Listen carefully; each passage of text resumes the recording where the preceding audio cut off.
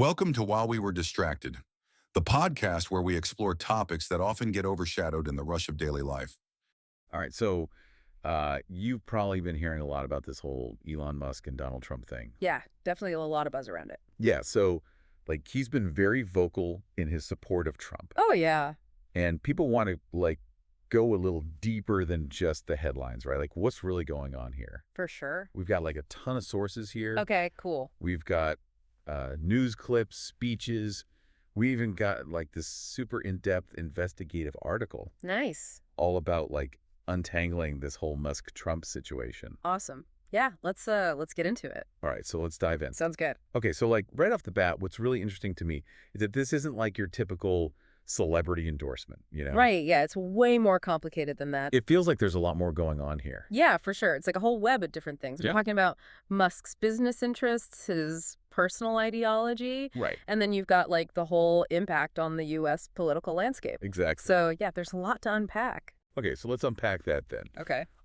One thing that really stands out to me is that appearance Musk made at that Trump rally in Butler, Pennsylvania. Oh, yeah, that was a big one. I mean, he didn't just like endorse Trump. Right. He like fully declared himself dark MAGA. Yeah, which is, if you're not familiar, it's basically like Yeah, for those who don't know. a more hardcore, It's like the hardcore, yeah, like online focus. yeah, it's like the online version of the Make America Great Again movement. Exactly. And he was like really urging people to go register to vote Oh, wow. and even saying stuff like, this might be the last election if Trump loses. Oh, wow. Like, that's pretty intense. Yeah, that's some pretty strong rhetoric for sure. Yeah. Like, it's not just like a casual endorsement. No, it's a lot. It's like he's really tacking into this specific ideology, Yeah. you know, and like think about where it was, Right. Pennsylvania, Pennsylvania. like a major swing state. Huge swing state. Yeah, like that's not an accident. Yeah. It feels very strategic. Right. It's not calculated. Like he's trying to influence. Oh, yeah, definitely trying to influence a very specific group of voters, Yeah. you know? Okay. And then we have the CNN clip we're looking at. Right.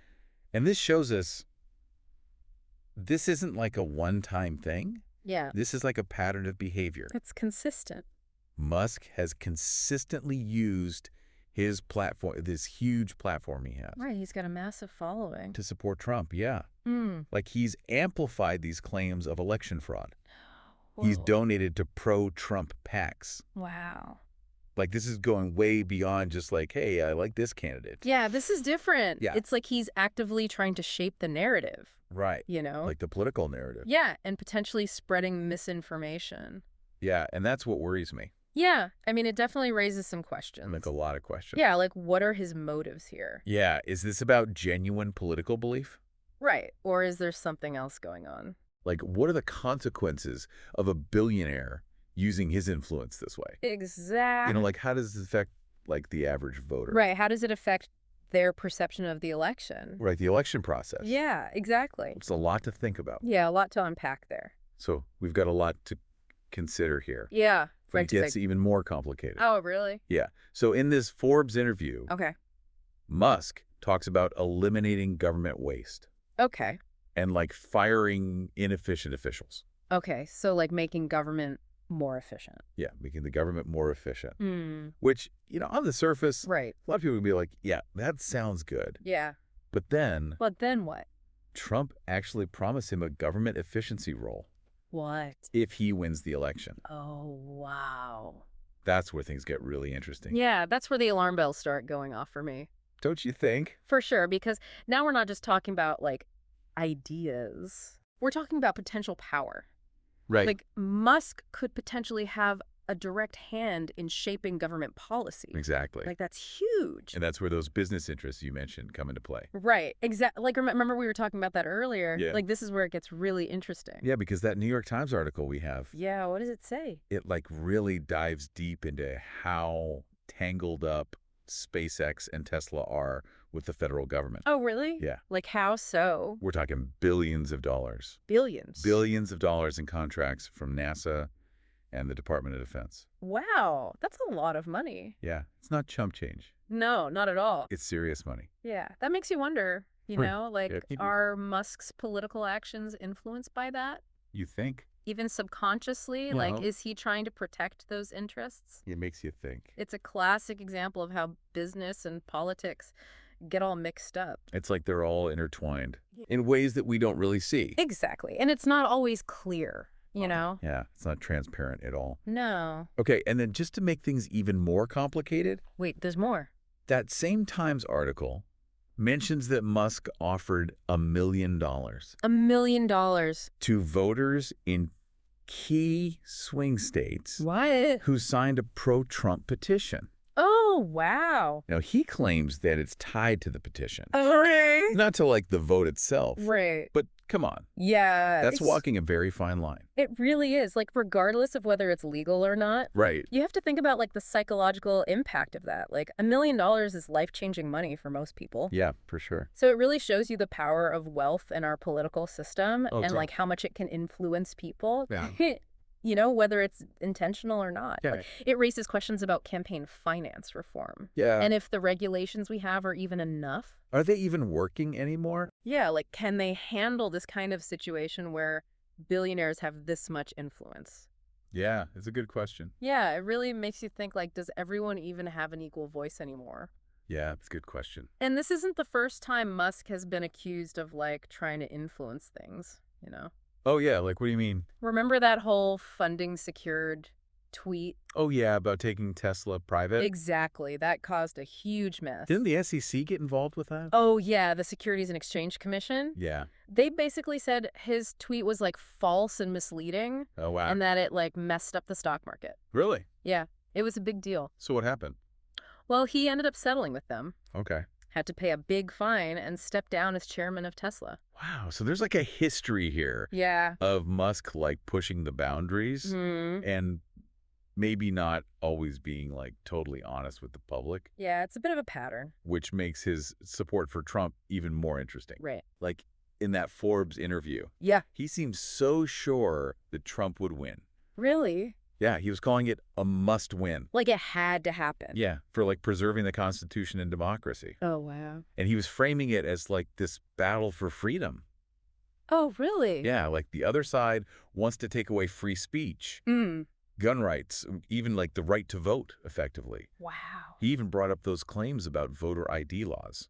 The ones that have already been debunked? Yeah, exactly. Didn't that get him a lot of criticism? Oh, yeah, tons. Because repeating those claims, especially without evidence, Yeah, that seems pretty risky. even for someone like Elon Musk. Right, like you think he would be more careful? Yeah, you'd think. People were pointing out that there's no evidence. Right. And that he's just echoing Trump's claims. Which are unsubstantiated. Exactly. And they were saying that spreading that kind of misinformation Right. could really hurt people's trust in democracy. Yeah, that's a good point. Like it undermines the whole system. So we're seeing this pattern here. What do you mean? Musk is aligning himself with Trump, Yeah. even amplifying those potentially harmful claims. So what's the reason? Yeah, like why is he so invested in Trump winning? Well, that New York Times investigation we have, Yeah. it really sheds some light on that. Okay, so what does it say? It suggests that Musk's support for Trump Yeah, might be tied to you guessed it. his business interests. It always comes back to that. Right. Those billions in government contracts. Right, like SpaceX and Tesla rely on those contracts. Heavily. Yeah, and Trump has said publicly that he would support those companies if he's reelected. So maybe it's not about ideology at all. Maybe not. It's about self-preservation. Could be right. But is that ethical? That's the big question, isn't it? Yeah. Like, is it okay for someone who has so much money at stake Right. to try and influence an election like this? Yeah, like are they trying to shape policies just to benefit themselves? Exactly, and potentially hurt the public good in the process. Something to think about. Yeah, for sure. And it gets even worse. What do you mean? Remember that Trump actually offered Musk a job? A job? Yeah, if he wins. Like in his administration? Yeah. Oh, They why? called it a government efficiency commission. So, like, Musk would be in charge of making the government more efficient. Yeah, supposedly. But wouldn't that be a conflict of interest? Yeah, big time. Like, think about it. Yeah. Musk has a huge interest in deregulation and cutting government spending. Right. And now he would be leading a commission that could recommend those exact policies. Like the fox guarding the henhouse. Exactly. So is there like actual proof that Musk has tried to influence the government? Well, there's no smoking gun, Okay.